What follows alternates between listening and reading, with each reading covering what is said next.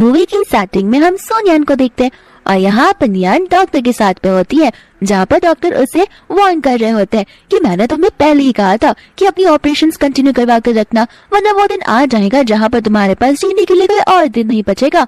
और यहाँ पर हमें पता चलता है कि नियान को कैंसर है और वो अपने लास्ट स्टेज पर है और वो अब ऑपरेशन से भी ठीक नहीं हो सकती, बहुत जल्दी वो मरने वाली है। यहाँ पे नियान अपने घर से पैसे लेकर जा रही थी, जहाँ पे वो कह रही थी कि मेरी पूरी लाइफ ऑपरेशन के पैसे जमा करने के बदले मेरे ही ग्रीवर के पैसे जमा करने में निकल गए हैं। पीछे से उसकी सिस्टर आ जाती है जो उसे सीधे से धक्का मारकर बोलने लगती है कि तुम हमारे घर के पैसे लेकर कहाँ भाग रही हो। नियान उसे कहने लगती कि मेरे पैसे, मुझ पर विश्वास करो, लेकिन यहाँ पर उसकी सिस्टर सभी घर वालों को बुला देती है। तो फिर उसका भाई बोलने लगता है कि तुम क्या मरने जा रही हो जितने सारे पैसे लेकर जा रही हो। नियान ने हाँ कह देती है और बोलती कि मुझे कैंसर है, लेकिन उसके घर वालों को इस पर विश्वास ही नहीं होता। और तो उसकी मम्मा भी उस पर चिल्लाते हुए बोलने लगती है कि तुम जैसी बच्ची को तो मुझे ऑर्फनेज से वापस लाना ही नहीं चाहिए था। जब से तुम लाइफ में आई हो तब से हम सबकी लाइफ खराब हो चुकी है। कुछ समय अगर उसके डैड भी उसे घर से निकाल देते हैं। यहाँ पर नियान जा रही होती है तो उसे मिस्टर गो के असिस्टेंट का कॉल आता है, लेकिन इतनी भी देर में एक वैन आती है जो उसे किडनैप कर लेती है और मिस्टर गो उसे बचाने के लिए आ जाता है, जहाँ पर रात अंधेरे में उसे कोई मारकर छोड़ गया था। यहाँ पर मिस्टर गू से माफी मांगने लगती है। मिस्टर गू उसे शांत रहने के लिए कहते हैं और बोलते हैं कि तुम मेरे पैसे वापस नहीं करोगे तो भी चलेगा।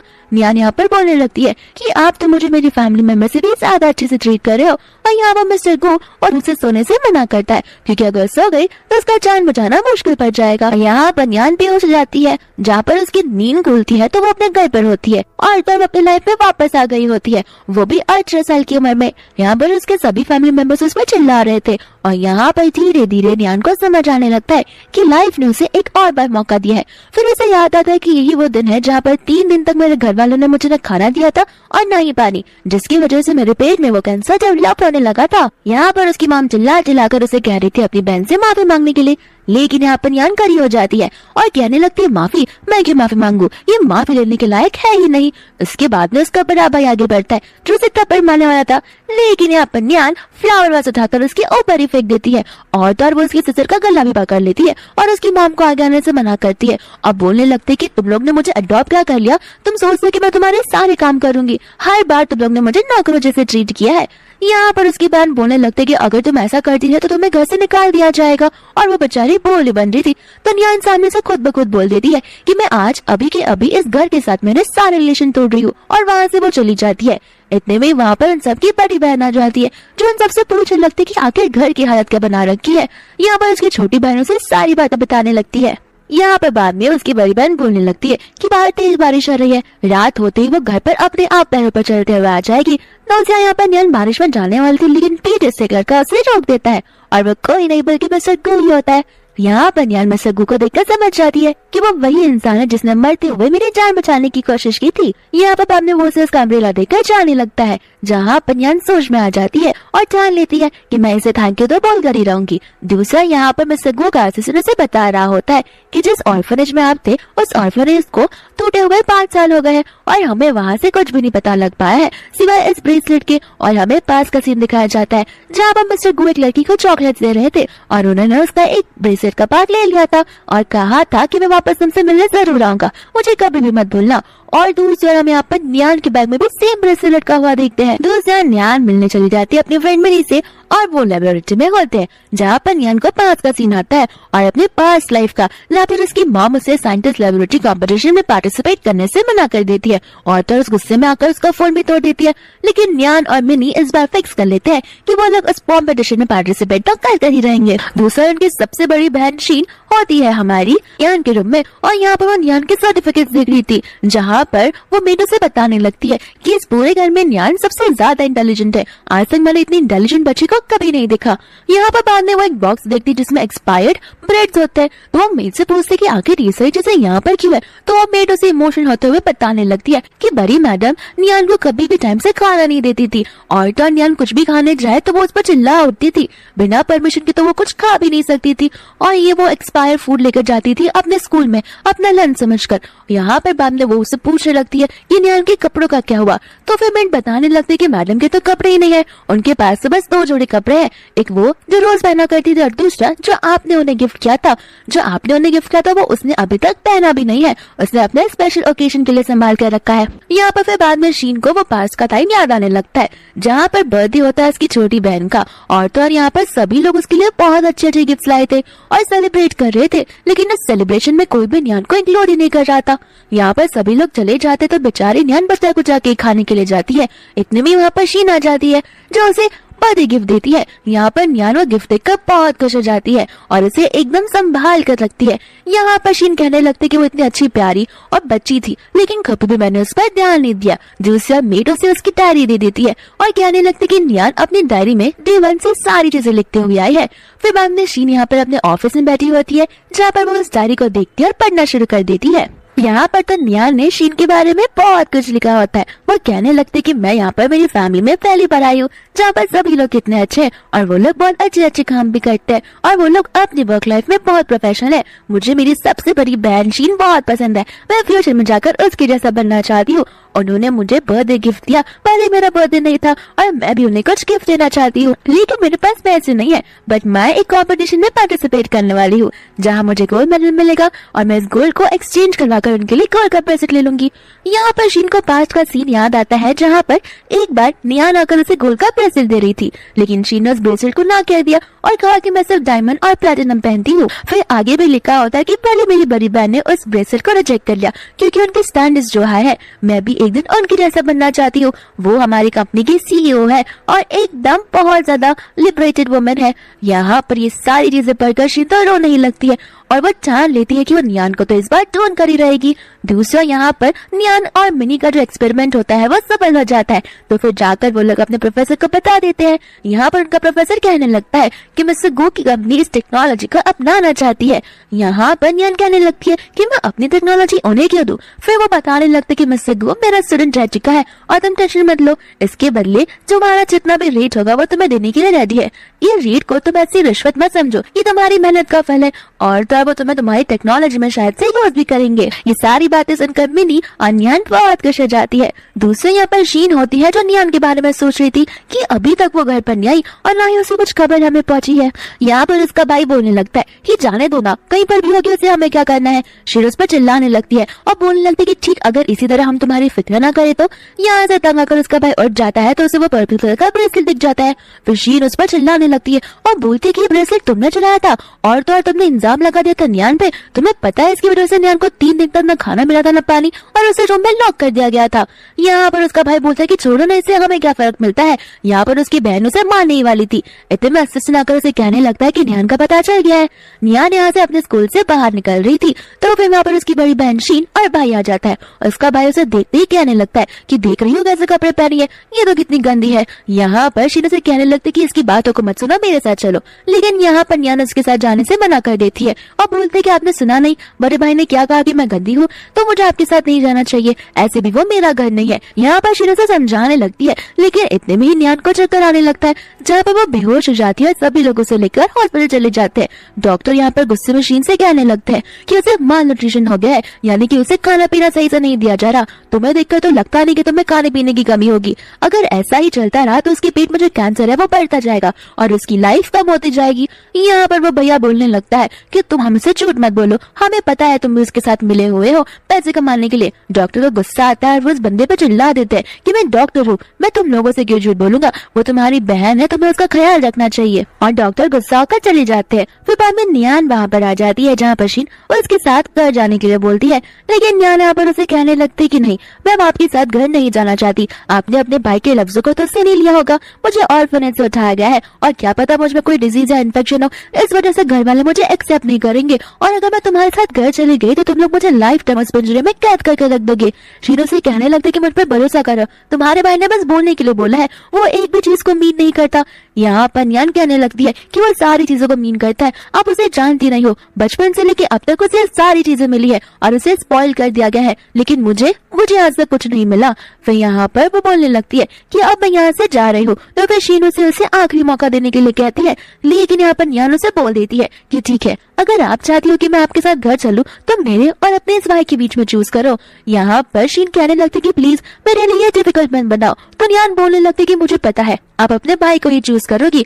और यहाँ से बाद में नियान जाने लगती है, जहाँ पर उसका भाई अभी भी उसके बारे में बुरी बुरी बातें कर रहा था। शीन गुस्से में आकर उसके भाई को ही थप्पड़ मार देती है और अपना मुंह बंद करने के लिए बोलती है। दूसरा यहाँ पर नियान और मिनी चले जाते हैं उनके स्कूल में, जहाँ पर उन्हें उनका फर्स्ट डिपॉजिट चेक मिलता है जो होता है 30,000 का। वो लोग इस चेक को देखकर बहुत खुश हो जाते हैं और लिफ्ट से नीचे जाने लगते हैं। और ठीक उसी समय दूसरे लिफ्ट से सग्गू आ जाता है और वो प्रोफेसर से मिलने लगता है। यहाँ पर वो उस बैग को देखता है जिसपे वो ब्रेसलेट बंधा हुआ था फ्लावर वाला। तो वो पूछने लगता है ये किसका है। तो प्रोफेसर बताने लगते हैं कि वो उसी लड़की का है जिसने इस टेक्नोलॉजी को इस दुनिया में लाया है। और वो पहले ऑर्फनेज थी जहाँ पर उसे घर वाले जिंदा नहीं थे, लेकिन जियांग फैमिली ने उसे अडॉप्ट कर लिया। लेकिन पता चला वो अपनी खुद की फैमिली से ज्यादा रिलेशन तोड़ रही है क्योंकि वो लोग उसे अच्छे से ट्रीट नहीं करते। दूसरा यहाँ पर शीन घर पर आ जाती है जहाँ सभी लोग काम में बिजी होते हैं और उसकी मामा पनिशमेंट सुनाना शुरू कर देती है नियान के लिए। शीन उसे ऊपर देखने के लिए कहती है और बोलती है कि नियान हमारे साथ नहीं है, उसने लाइफ टाइम के लिए हमारे साथ रिलेशन तोड़ दिया। और उसकी मामा बोलने लगती है कि अच्छा हुआ, ऐसी भी वो हमारे घर के सारे पैसे खा जाती थी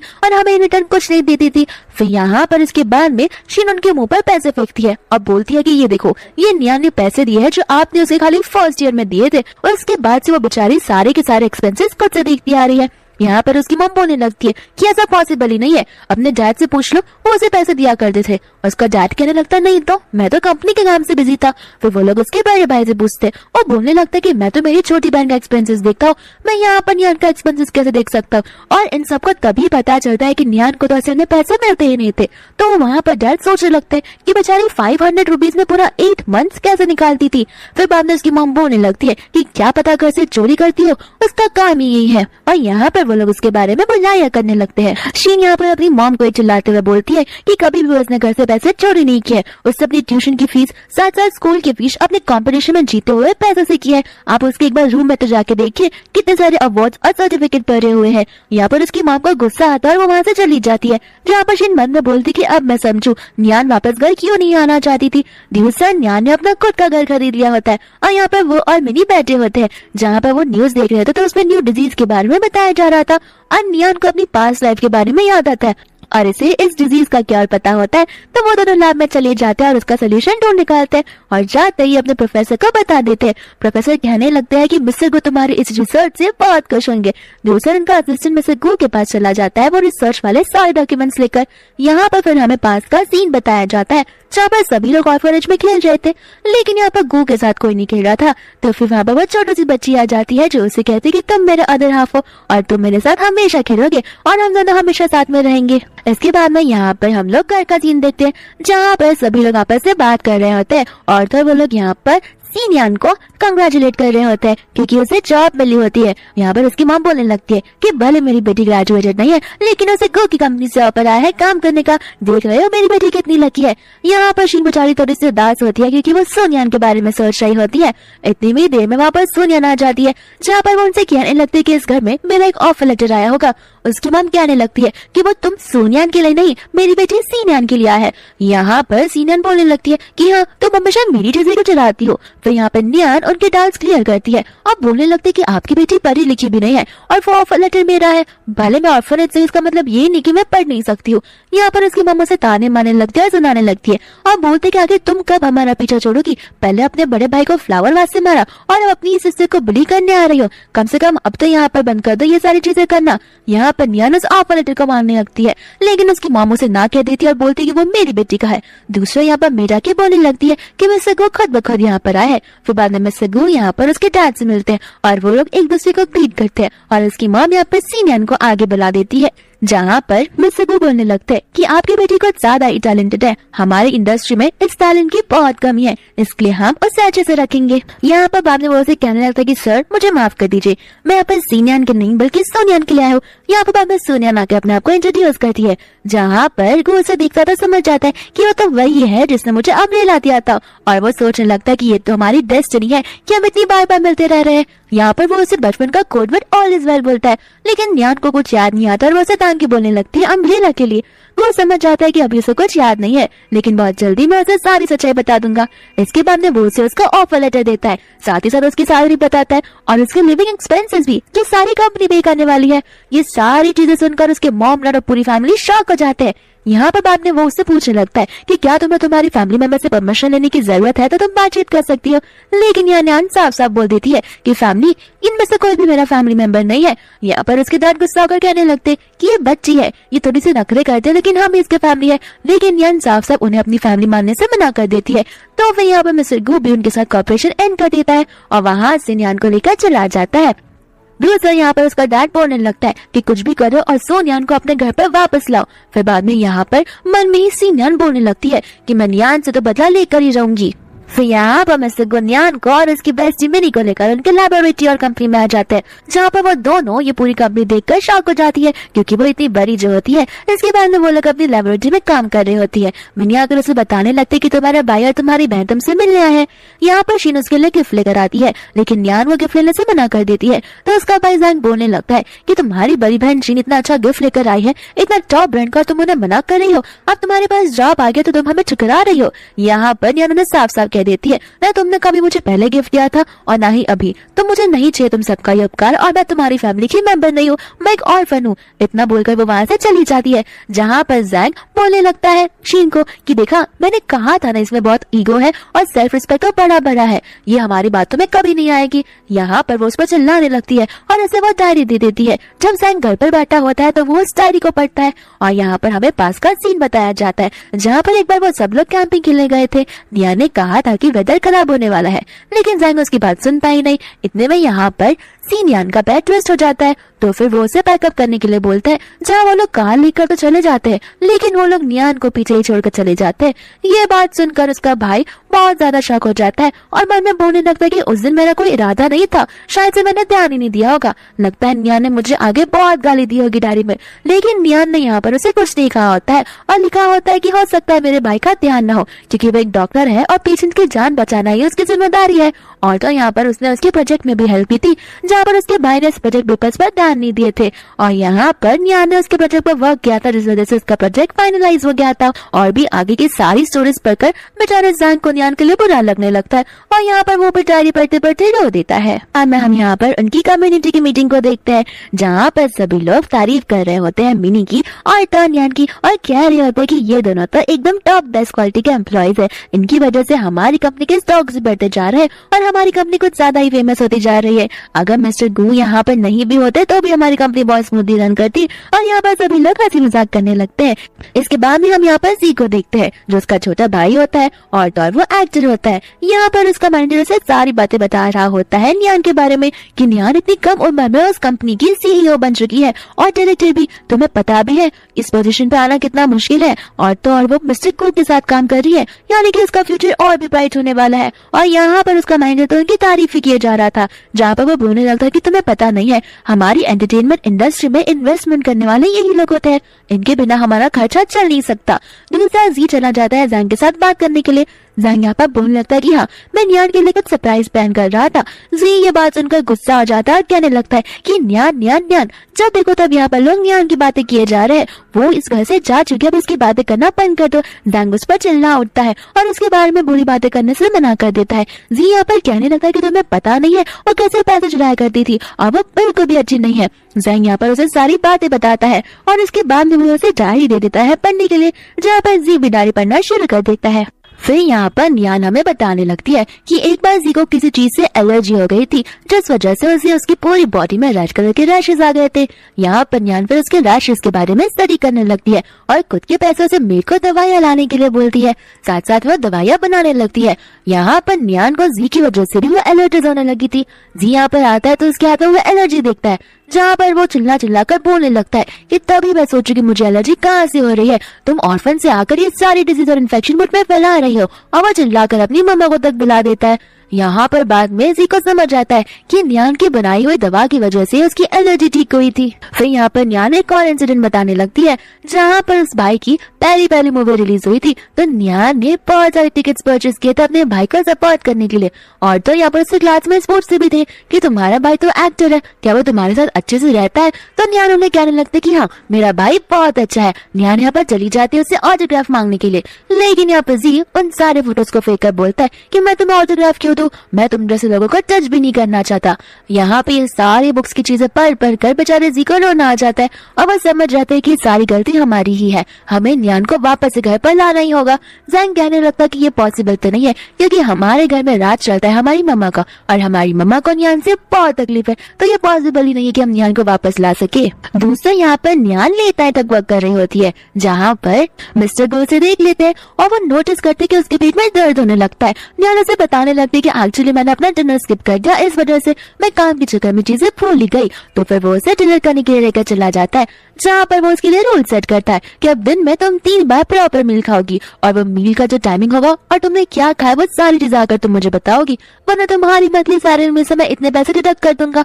न्यान यहाँ पर बोलने लगती है कि ये सब तो रूल रेगुलेशन में है ही नहीं। तो फिर मिस्टर गो बोलते हैं कि ये सारे रूल रेगुलेशन मैंने तुम्हारे लिए सेट किए हैं। फिर वो लोग खाना खाने लगते हैं जहाँ पर न्यान सोचने लगती है कि पास्ट लाइफ में मिस्टर गो मुझसे मिलने आए थे लेकिन वो तो मुझे जानते नहीं थे, तो फिर उसने मुझे क्यों अप्रोच किया। यहाँ पर वो गुस्से पूछने लगती है कि क्या आप मुझे पहले से जानते हो। यहाँ पर मिस्टर को बताने लगता है तो फाइनल तुम्हें याद आ गया और वो अपना ब्रेसलेट दिखाता है जहाँ पर न्यान भी वो ब्रेसलेट निकालती है और कहने लगती है कि तुम तो वो क्राई बेबी हो। फिर बाद में मिस्टर गो से माफी मांगने लगता है और कहता है कि मैंने तुमसे प्रॉमिस किया था कि मैं तुम्हें लेने जरूर आऊंगा, लेकिन मेरे पेरेंट्स मुझे सिटी लेकर चले गए और जब मैं वापस टाउन आया तो सारा का सारा जो भी था ऑर्फन वो इधर का उधर हो चुका था। यहाँ पर न्यान से माफी मांगने से मना करती है और बाद में मिस्टर गो बोलने लगता है तो क्या तुम अग्री करती हो। न्यान बोलती है इसमें अग्री करने वाली कौन सी बात है, मैं तो तुम्हारी बचपन से फ्रेंड हूँ। तो फिर यहाँ पर वो खुश होकर बोलने लगता है तो फाइनली तुम मेरी ब्राइड बनने के लिए रेडी हो गई। न्यान उसे कहने लगते कि नहीं अभी तो हम मिले इतने सालों बाद, हम तो एक दूसरे को जानते भी नहीं है। यहाँ पर मिस्टर गो बोलने लगता है कि कोई बात नहीं, जितना टाइम लेना है तुम ले लो, आराम से सोच समझ कर डिसीजन लेना, मैं हमेशा तुम्हारे लिए वेट करता रहूंगा। दूसरे यहाँ पर न्यान सभी गरीबों को कुछ बात चाहिए होती है, इतने में वहाँ पर जैंग जी और शीन आ जाते हैं जहाँ पर न्यान मेरी से कहती है कि मैं थोड़ी देर में आती हूँ। यहाँ पर जी उससे माफी मांगने लगता है अपनी सारी गलतियों के लिए, लेकिन उसे न्यान कह देती है कि इतना सब होने के बाद तुम मुझसे माफी मांगने आ रहे हो, क्या पता तुम सिर्फ दिखावा कर रहे हो। तो यहाँ पर जैंग भी उससे माफी मांगता है लेकिन यहाँ पर न्यान उसकी एक बात नहीं सुनती। जैंग उससे एक अपॉर्चुनिटी मांगता है उसके साथ काम करने की, लेकिन न्यान उसे वो दिन याद दिलाने लगती है जहाँ पर न्यान ने उसके प्रोजेक्ट में हेल्प किया था बट वो बार बार उसे अपनी कंपनी से बाहर निकालने जा रहा था। और यहाँ पर उसका असिस्टेंट आ जाता है और उसे कहने लगता है कि आपका प्रपोजल चेयरमैन ने एक्सेप्ट कर लिया है। और यहाँ पर वो चली जाती है जहाँ पर जी और जैंग शीन से कहने लगता है कि प्लीज तुम रो मत, हम उससे मना लेंगे। शीन बोलने लगती है कि हमें न्यान को थोड़ा टाइम देना चाहिए क्योंकि इतने सालों से उसने हमारी फैमिली में कुछ ज्यादा ही सफर किया है, तो हम उसका वेट करना तो डिजर्व करते ही है। दूसरा यहाँ पर वो लोग घर चले जाते हैं जहाँ पर सीनिया ने बहुत सारी शॉपिंग की थी। तो फिर यहाँ पर शीन पूछने लगती है कि अपनी बहन न्यान के लिए कुछ लिया। तो उसकी मॉम बोलने लगती कि न्यान उसके लिए हम क्यों कुछ दे, उसकी कंपनी ने उसे इतना कुछ देकर रखा है और तुम चाहती हो कि हम उस अनग्रेटफुल लड़की के लिए इतनी सारी चीजें लेकर आए। यहाँ पर बाद में उन दोनों में आपस में झगड़ा होने लगता है जहाँ पे जी जैंग और शीन उन्हें बताने लगते कि सोनियन अब पहली जैसी नहीं रही, वो बहुत अच्छी है, हम लोगों के सामने उसकी इमेज बस थोड़ी सी खराब है क्योंकि आज तक हमने उसे समझना ही नहीं चाहा। यहाँ पर उसकी मॉम फिर भी उस पर चिल्लाती रहती है। दूसरा यहाँ पर हम न्यान को देखते हैं जो होती है मिस्टर गो के साथ, तो मिस्टर गो से ड्रिंक करने के लिए चलने को बोलते हैं लेकिन न्यान मना कर देती है। तो वो बोलता है कि ठीक है मेरे साथ साथ बैठी रहना और फिर मैं तुम्हें घर ड्रॉप करने आऊंगा। घर ड्रॉप तो इतने नॉटी वे में बोलता है कि न्यान उसे पंच मारने वाली थी, लेकिन गो उसे पकड़ लेता है और वो लोग एक दूसरे को देखते ही रह जाते हैं। यहाँ पर बाद में मिस्टर गो से पूछने लगता है कि क्या तुम मेरे साथ लंच करने चलोगी। तो न्यान हाँ बोलती है। फिर पूछता है कि क्या मैं तुम्हें ऑफिस के बाद पिक कर सकता हूँ। तो फिर न्यान हाँ बोलती है। गो वापस से पूछता है क्या मैं तुम्हें उस ऑफिस ड्रॉप करने आ सकता हूँ। तो न्यान हाँ बोलती है। फिर गो बोलने लगता है कि क्या तुम मेरी गर्लफ्रेंड बनोगी। तो यहाँ पर न्यान हाँ बोल देती है और उसे रियलाइज होता है कि गो तो उसके साथ एक खेल खेल रहा है, तो वो उसे पैरों पर मार देती है। जहाँ पर बाद में वो लोग घर पे जाने लगते हैं तो फिर न्यान अकेली होती है। दूसरी ओर से सोनियान होती है जो गुंडों को कहने लगते हैं कि पिंक ड्रेस में एक लड़की आएगी, उसे बहुत मारना और इतना मारना कि वो जिंदा तक ना बचे।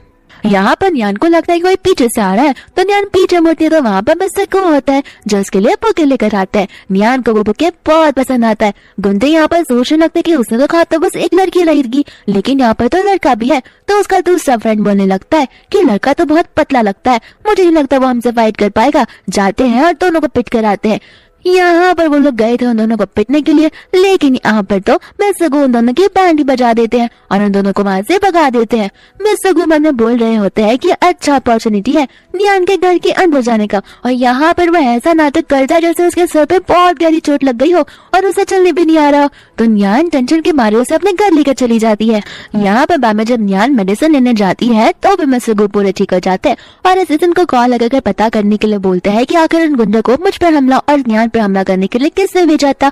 इतने में ही न्यान उसे देख लेती है और वो समझ जाती है कि मिस्टर गो तो बहाने मार रहे हैं और उसे कहने लगती है कि तुम इतने बड़े हो गए फिर भी बच्चे जैसी हरकतें कर रहे हो, और यहाँ पर वो उसे टिकल करने लगती है। यहाँ पर दूसरा हम देखते हैं सी न्यान को जो घर पर बहुत ज्यादा पागल हो चुकी होती है और वो चीजें यहाँ वहाँ फोड़ने लगती है गुस्से में, और न्यूज देखकर तो वो और भी ज्यादा दिल में ला जाती है। साथ साथ में वो यहाँ पर बेहोश हो जाती है। इसके बाद में हम हॉस्पिटल का सीन देखते हैं जहाँ पर जैंग जी और शीन होते हैं और डॉक्टर उन्हें बता रहे होते हैं कि तुम्हारे पेरेंट्स को और सी न्यान को फ्लू हो चुका है, सी न्यान शायद से बच सकती है, लेकिन तुम्हारे पेरेंट्स अब ओल्ड हो चुके हैं तो उनके बचने के चांसेस बहुत कम है। यहाँ पर जैंग और शीन को समझ में आ जाता है कि उनका आखिरी उम्मीद और कोई नहीं बल्कि सोनियान ही है। तो फिर यहाँ पर वो लोग सोनियान से मिलने के लिए उसकी कंपनी में चले जाते हैं।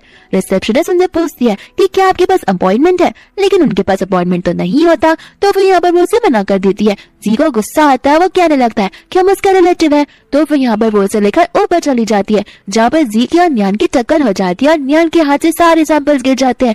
न्यान को बहुत गुस्सा आ जाता है क्योंकि वो उसके एक्सपेरिमेंट का एक हिस्सा होते हैं और वो जी पर चिल्लाने लगती है। जी यहाँ पर माफी मांगने लगता है, साथ साथ शीन भी। बाद में शीन उसे घर की सारी सिचुएशन बताती है।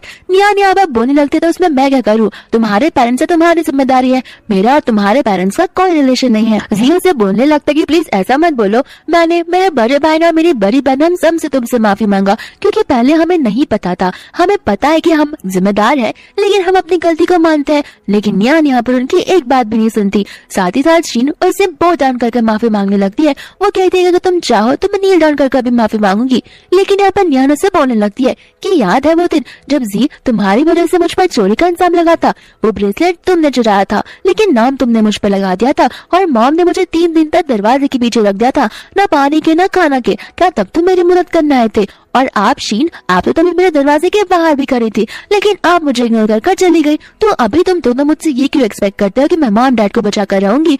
यहाँ पर इतने में ही आ जाता है मिस्टर गू जो दोनों से कहने लगता है कि तुम दोनों मेरी कंपनी के प्रॉपर्टी में हो और यहाँ पर आके तुमने सैंपल्स को गिरा दिया है, इस चीज को लेकर मैं तुम पर केस भी कर सकता हूँ। शीन यहाँ पर बोलने लगती कि ये बात मेरे और न्यान के बीच में है और फैमिली मैटर चल रहा है, लेकिन गू से याद दिलाता है कि तुम कंपनी में खड़ी हो, ना ही तुम्हारे घर पर। और तो और इसने पहले से ही कह दिया है कि इसने तुम्हारी फैमिली के साथ सारा रिलेशन खत्म कर दी है और तुम लोग अब इसकी फैमिली का हिस्सा नहीं हो। और यहाँ पर वो गार्ड्स को बुलाता है और उन्हें वहां से ले जाने लगता है, जहाँ पर न्यान मिस्टर गो को टांग के बोलती है और मन में बोलने लगती है कि जब जब मेरी लाइफ में प्रॉब्लम्स आए, भले वो पास्ट लाइफ में हो या अभी प्रेजेंट लाइफ में, मिस्टर गो ने हमेशा मेरा साथ दिया है। यहाँ पर शीन और जी चले जाते हैं उनके पेरेंट्स को मिलने के लिए, जहाँ पर सीनियर उन्हें पानी दे रही थी। यहाँ पर उसकी मम्मा बोलने लगती कि मेरी बेटी कितनी अच्छी है, हम बीमार है ये भी बीमार है, फिर भी ये हमारी सेवा करने में लगी हुई है। यहाँ पर मतलब पूछने लगती क्या सोनियन हमसे मिलने के लिए आई, लेकिन शीन उन्हें कहने लगती कि नहीं, वो काम के साथ कुछ ज्यादा ही बिजी है। यहाँ पर उसके डैड समझ कर तो लेते हैं, लेकिन उसकी मॉम बोलने लगती है कि काम में बिजी, बस वो खाली बहाने मार रही है, उसे यहाँ पर हमें मिलने नहीं आना है क्योंकि उसे पैसे देने जो पड़ेंगे ना पूरे हॉस्पिटल के, इसलिए वो यहाँ से आने के लिए मना कर रही है। शीन उन्हें कहने लगती कि ऐसी बात नहीं है, हर बात पे आप उसे पूरा बना क्यों बोलने लगते हो, एक बार कभी उसके साइड से भी सोच कर देखो। और उसकी मॉम बोलने लगती है उसके साइड से सोच कर देखो, मैं कभी भी उसे अपनी बेटी एक्सेप्ट कर ही नहीं सकती, मैंने तो सबसे बड़ी गलती की है उसे ऑर्फनेज से उठाकर, मुझे उसे घर पर कभी लाना ही नहीं चाहिए था। जब से उसने घर में कदम रखा है सारी की सारी चीजें बुरी होने लगी है। यहाँ पर उसे बहुत समझाई जाती है लेकिन फिर भी वो नहीं मानती। लेकिन यहाँ पर उसके डैड बोलने लगता है कि न्यान का हमारे घर पर आना बहुत बड़ी बात है क्योंकि वो आएगी तो हमारी फैमिली की रेपुटेशन बढ़ जाएगी और तो यहाँ पर हमें कुछ करना भी नहीं पड़ेगा। अगर तुम न्यान को वापस लाती है तो उसे कह दो मैं अपनी सारी प्रॉपर्टी और एसेट उसके नाम पर करने के लिए रेडी हूँ। यहाँ पर ये बात सुनकर सीनियन तो शॉक हो जाती है और मन में बोलने लगती है कि मैं ऐसा कभी भी नहीं होने दूंगी। साथ साथ उसकी मॉम इन सारी चीजों को एक्सेप्ट करने से मना कर देती है, लेकिन उसके डैड बोलने लगते हैं कि तुम चुप रहो, वो हमारी फैमिली में आ जाएगी, वही हमारी फैमिली के लिए बहुत बड़ी बात है। यहाँ पर दूसरे अलग मीटिंग में होते हैं जहाँ पर न्यान वो मेडिसिन का प्राइस कम कर देती है, तो फिर सभी लोग झगड़ने लगते हैं कि हम ऐसा नहीं कर सकते, हमारी कंपनी को ज्यादा प्रॉफिट नहीं हो पाएगा। तो न्यान को अपने दिन याद आने लगते हैं जहाँ पर वो मेडिसिन एक्सपेंसिव होते हैं उसके कैंसर के ट्रीटमेंट के लिए, जिस वजह से उसने इस मेडिसिन को लेना बंद कर दिया था। यहाँ पर फिर वो सभी को समझाने लगती है और इसके समझाने के तरीके से सभी लोग इमोशनल हो जाते हैं और इसकी बात पर अग्री कर देते हैं। दूसरा वो वहां से जा रही होती है तो उसकी सिस्टर आ जाती है, तो उसे कहने लगते है कि डैड तुम्हें एक्सेप्ट करने के लिए रेडी है, वो एक इवेंट भी ऑर्गेनाइज करना चाहते हैं जहाँ पर वो तुम्हें अपनी बेटी अनाउंस करेंगे, साथ ही साथ अपने प्रॉपर्टी और एसेट तुम्हारे नाम कर देंगे। यहाँ पर यान मन में सोचने लगती है कि बहुत अच्छी अपॉर्चुनिटी है और उसे हाँ बोल देती है।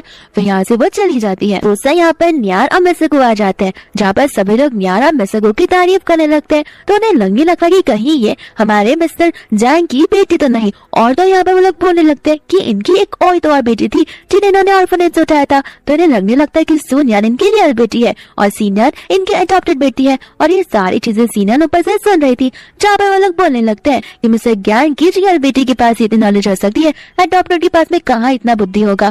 फिर यहाँ पर सीनियर ठान लेती है कि वो सून्यान से तो बदला लेकर ही रहेगी। यहाँ पर बाद में वो अपनी मम्मा को वार्निंग दे देती है कि अगर बेटी ने तुम्हारी कुछ भी मेरे साथ करने की कोशिश की तो मैं अभी बता रही हूँ कि वो सीधा जेल के पीछे चली जाएगी। यहाँ पर उसकी मॉम का गुस्सा आता है, जहाँ पर शीना से काम डाउन करती है और इस इवेंट में अच्छे से स्माइल करते हुए रहने के लिए बोलती है। यहाँ पर न्यान की ड्रेस में कुछ गिर जाता है तो वो चेंज करने के लिए चली जाती है, जहाँ पर सीढ़ियों पर उससे सीनियन आ जाती है और उसे बोलने लगती है कि तुम यहाँ पर वापस क्यों आई हो। तो सीनियन बोलने लगती है कि टेंशन मत लो, ये आखिरी बार मैं इस घर में खड़ी हो रही हूँ, इसके बाद तुम्हें जो कुछ भी चाहिए वो सारी चीजें मिल जाएगी। यहाँ पर सीनियन सोनियन को सुनाने लगती है और तो वो खुद ब खुद नीचे गिर जाती है, जहाँ पर वो रोते हुए सभी को बोलने लगती है कि पता नहीं मैंने तो मेरी सिस्टर को कुछ नहीं बोला, फिर बिना जाने की उसने मुझे धक्का दे दिया। यहाँ पर जी बोलने लगता है कि क्या सच में निया ने तुम्हें धक्का दिया या फिर तुम खुद ब खुद गिर गए। यहाँ पर सीनियन मन में सोचने लगती है कि पहले तो ये मुझ पर भरोसा किया करता था, न जाने अब इसे मेरी बातों पर भरोसा क्यों नहीं है। और यहाँ पर बोलने लगती कि नहीं शायद मैं खुद से ही गिर रहूंगी। और यहाँ पर सभी लोग सोनियन की बुराई करने लगते कि बेचारी अडॉप्टिव बेटी को कैसे गिरा सकती है, ना उसके पास रियल मॉम डैड है, ना कोई प्रॉपर्टी और ना ही कुछ खाने पीने की जगह। और यहाँ पर नियन आगे बढ़ती है और बढ़ती ही वो उसे पर मैं को बोलने लगती कि ठीक है, अगर मैंने तुम्हें गिराया तो क्या हो गया, मैं 100 बार तुम्हें गिराने के लिए रेडी हूँ, तब तो ये चीज रियल हो जाएगी। तुम्हें क्या लगता है तुम्हारे मॉम डैड मुझे कुछ बोल नहीं सकते? उनका मुंह फिलहाल इसलिए बंद है क्योंकि मेरी पोजीशन बहुत है, वरना वो लोग तो मुझे मार पीट कर मार ही डालते इस वजह से। और तुम झूठ बोलना कब बंद करोगी? खुद ब खुद नीचे गिर मुझ पर इल्जाम लगा रही हो। अगर मैं सचमुच धक्का मारने वाली होती तो इतना जोर से मारती कि तुम जिंदा भी नहीं बचती। ये बात सुनकर उसकी मॉम को गुस्सा आ जाता है, तो उसकी मॉम नियान पर चिल्लाने लगती है, जहाँ पर उसके डैड उसकी मॉम को बोलते हैं कि चिल्लाया मत करो और उसकी मॉम को थप्पड़ मार देते हैं। यहाँ पर उसकी मॉम बहुत गुस्सा हो जाती है। फिर बाद में नियान यहाँ पर बोलने लगती है कि मुझे बनना ही नहीं है इस फैमिली की बेटी, और यहाँ पर वो सभी के सामने सारी सच्चाई बता देती है और साथ साथ बोलने लगती है कि इवेंट इसके लिए ऑर्गेनाइज किया गया था ताकि मैं यहाँ पर मेरी फैमिली के साथ में लीगली रिश्ता तोड़ दूं, क्योंकि ये कभी मेरी फैमिली रही ही नहीं है। सारे एग्रीमेंट्स और पेपर रेडी है, मुझे बस उन पर साइन करना है। यहाँ पर न्याय बोलने लगती है कि मॉम क्या आपको चाहिए कि मैं आपके सारे राज खोल दूं? मैं ही आपकी रियल बेटी हूँ। आपको लगता है कि आप लोग ने मुझे ऑर्फनेज से उठाया, लेकिन क्या मैं आपको बताऊं कि मैं किसी और की बेटी हूँ, यानी कि आप मेरी मम्मा और मेरा फादर कोई और है। यहाँ पर मुझसे पूछने लगती है कि तुम्हारे पास प्रूफ क्या है। फिर यहाँ पर मिस्टर गो वीडियो प्ले करने लगते हैं जिस दिन उसकी मॉम उससे ऑर्फनेज के बाद छोड़कर चली गई थी। यहाँ पर उसकी मॉम तो पागल की तरह बातें करने लगती है और सबको समझ आ जाता है कि वो एक साइको है। और यहाँ पर वो सारी चीजें कन्फेस कर देती है, जहाँ पर वो कहते हैं कि तुम मेरा कुछ नहीं बिगाड़ पाओगे। तो मिस्टर गो से वो वॉइस रिकॉर्डिंग दिखाने लगते हैं और बोलते हैं कि ठीक है हम नहीं बिगाड़ पाएंगे, लेकिन पुलिस बहुत कुछ बिगाड़ लेगी, जाकर पुलिस को ये सारे एक्सप्लेनेशन देना। यहाँ पर बाद में वो उससे माफी मांगने लगते हैं, जहाँ पर वो अपने डैड को वो एग्रीमेंट साइन करने के लिए दे देती है जिसमें साफ साफ लिखा होता है कि सोनियन और उसके डैड का या फिर किसी भी फैमिली मेंबर का अब लीगली कोई भी रिश्ता नहीं बचता। उसका डैड बोलने लगता है कि मैं तुम्हारा फादर हूँ, तुम मेरे साथ ऐसा करोगी। सोनियन से कहने लगते कि हाँ फादर, किस नाम के फादर हो तुम? खाली टैग दे दिया है, तुमने आज तक मेरी कोई हेल्प नहीं की है और हर बार अपनी बेटी सीनियन का साथ दिया और अपनी वाइफ का कभी भी एक बार मेरी साइड सुनने की कोशिश नहीं की है। और यहाँ पर वो साइन करवा कर वहां से निकल जाती है, जहाँ पर उसके डैड को तो हार्ट में स्ट्रोक आने लगता है और वो घबरा जाते हैं। यहाँ पर दूसरी ओर सीनियान एक एजेंट से मिलती है, जहाँ पर वो उसे बोलने लगती है कि मुझे सोनियान के सारे कैंसर वाले सिस्टम का सीक्रेट प्रोजेक्ट चाहिए, और वो उसे बहुत हायर पैसे ऑफर करती है, जहाँ पर वो एजेंट जाकर उसके लिए वो सारे प्रोजेक्ट के प्रूफ ला देता है। यहाँ पर दूसरा हम उसकी मम्मा को देखते हैं, जो बहुत दिल मिलाई हुई होती है, और तो वो गुस्से में आकर वो वहाँ स्पीकर वो टीवी भी फोड़ देती है। यहाँ पर उसके शीन जैंग और जी समझ जाते हैं कि उसकी मॉम तो अब पागल ही हो गई है, तो वो लोग उसे छोड़कर वहाँ से चले जाते हैं। दूसरी और उसकी मॉम जा रही होती है, तो फिर सीनियन वो डॉक्यूमेंट छिपा लेती है और उसकी मॉम उसे वो डॉक्यूमेंट्स दिखाने के लिए बोलती है। सीनियन को लग रहा था कि उसकी मॉम उस पर बहुत चिल्लाएगी, लेकिन उसकी मॉम तो उस पर बहुत प्राउड फील करती है, और यहाँ पर वो लोग प्लानिंग करने लगते हैं। फिर दूसरा यहाँ पर वो लोग लाइव कॉन्फ्रेंस अरेंज करते हैं, जहाँ पर जैंग, जी और शीन सारी चीजें देख रही थी, और वो लोग ये चीज को रोक भी नहीं पा रहे थे क्योंकि ये सारी चीजें लाइव चल रही थी। यहाँ पर बाद में उसकी मम बताने लगती कि मेरी बेटी ने कैंसर का इलाज ढूंढ लिया है। तो यहाँ पर वो लोग अपने फार्मास्यूटिकल कंपनी में ही काम करने लगते हैं, जहाँ पर वो लोग सभी को ऑर्डर्स देते हैं। उनके एजेंट उन्हें कहते थे कि ये सब पॉसिबल नहीं है, लेकिन वो कहते हैं कि यही फॉर्मूला है, इस पे वर्क करो, इससे ज्यादा मैं कुछ बता नहीं सकती। उसके डैड वहाँ पर आ जाता है, जिन्हें थोड़ा बहुत शक जाता है, लेकिन उसकी मॉम उससे अपना मुंह बंद रखने के लिए बोलती है। यहाँ पर दूसरा उनकी कंपनी के वर्कर्स और एम्प्लॉयज इस फॉर्मूला पर वर्क करना चालू कर देते हैं, जहाँ पर वो लोग सारे मेडिसिन प्रिपेयर कर लेते हैं, और तो और उसकी मॉम की कंपनी कुछ ज्यादा ही आगे बढ़ जाती है, क्योंकि अभी तक कुकी की कंपनी में भी इस फॉर्मूले को निकाला हुआ नहीं था, क्योंकि वो लोग कैसे निकालेंगे, उन लोगों ने तो सोनियान का प्रोजेक्ट ही छीन लिया है। इसके बाद में यहाँ पर वो लोग एक इवेंट ऑर्गेनाइज करते हैं, और वो इवेंट होता है उनकी कंपनी 1 मिलियन हिट कर चुकी होती है इसके लिए। और यहाँ पर उन लोगों ने न्यान को और टर्म सग्गू को भी बुलाया हुआ था। यहाँ पर न्यान बोलने लगती कि कोई बात नहीं, कुछ देर में सब कुछ बाहर आ जाएगा। ये सुनकर सीनन डर जाती है, लेकिन यहाँ पर अनाउंसमेंट हो जाता है, जहाँ पे सीनन अपना स्पीच देने के लिए चली जाती है। फिर उसके बाद में वहाँ पर कुछ लोग आते हैं, जो उन्हें कहने लगते हैं कि आपकी दवाई की वजह से 4 जनों की जान चली गई, और धीरे धीरे करके ये जान जाने वाली रिपोर्ट्स बढ़ती जा रही है। यहाँ पर वो लोग घबरा जाते हैं, जहाँ पर उसके भाई जैंग और जी सारा दोष सीनियन पर डालने लगते हैं। यहाँ पर सीनियन घबरा जाती है और कहने लगते कि मेरा फॉर्मूला ऐसा हो ही नहीं सकता। यहाँ पर मिस्टर को बोलने लगते कि क्यों, मैंने कहा था ना कुछ देर में पता चल जाएगा। और तो यहाँ पर उसकी मॉम भी घबरा जाती है, जहाँ पर वो लोग चीजें बताने लगते हैं कि कुछ ही देर में पुलिस आ जाएगी और तुम सबको गिरफ्तार कर लेगी, और तुमने इतना बड़ा फ्रॉड जो किया है लोगों को गलत दवा देकर, तो तुम्हें शायद उम्र कैद की सजा भी हो सकती है। यहाँ पे सीनियन तिल मिला जाती है, और तो यहाँ पर वो सारा दोष सोनियन पर डाल देती है। सभी लोग शॉक हो जाते हैं। यहाँ पर सीनियन बोलने लगती है कि मेरा फॉर्मूला नहीं था, वो सोनियन का फॉर्मूला था, मैंने इसके बनाए हुए फॉर्मूले से ये सारी मेडिसिन बनाई थी, तो इसे जेल जाना चाहिए ना कि मुझे। यहाँ पर बाद में मिस्टर को बोलने लगता है कि नहीं, उसका फॉर्मूला नहीं था, ये तो तुमने बनाया था, तुमने ही सभी के सामने कन्फेस किया था ना।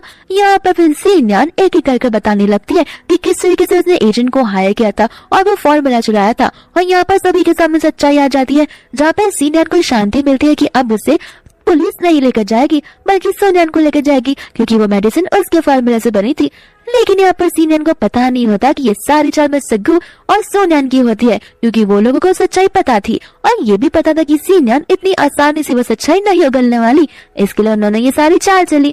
इतने में यहाँ पर पुलिस आती है, जो उन्हें सारी चीजें बता देती है कि आपको फ्रॉड केस में अंदर किया जाता है। यहाँ पर वो अपने आप को एक्सप्लेन करने लगती है, तब मिस्टर गू और न्यान हंसकर बोलने लगती कि लगता है तुम्हें अभी भी नहीं समझ में आया है। और यहाँ पर वो लोग समझ जाते हैं कि ये सारी चाल मिस्टर गू और न्यान की थी। फिर बाद में उसकी मॉम और सीनियन को वहां से पुलिस लेकर चली जाती है। फिर दूसरे यहाँ पर जैंग, जी और शीन चले आते हैं न्यान से माफी मांगने के लिए, और कहने लगते कि प्लीज हमें माफ कर दो। लेकिन यहाँ पर न्यान बोलने लगती कि नहीं, मैं तुम सभी को कभी नहीं माफ कर सकती। तो यहाँ पर शीन, जैंग, जी बोलने लगते कि तुम जो प्राइस बोलोगी हम तुम्हें पे करने के लिए रेडी है, और यहाँ पर वो उन्हें बहुत बड़ा अमाउंट बोल देती है। यहाँ पर जी बोलने लगता कि हमारी फैमिली बैंकरप्ट हो गई, तुम्हें पता ही है ना, और तुम हमारी फैमिली का हिस्सा हो।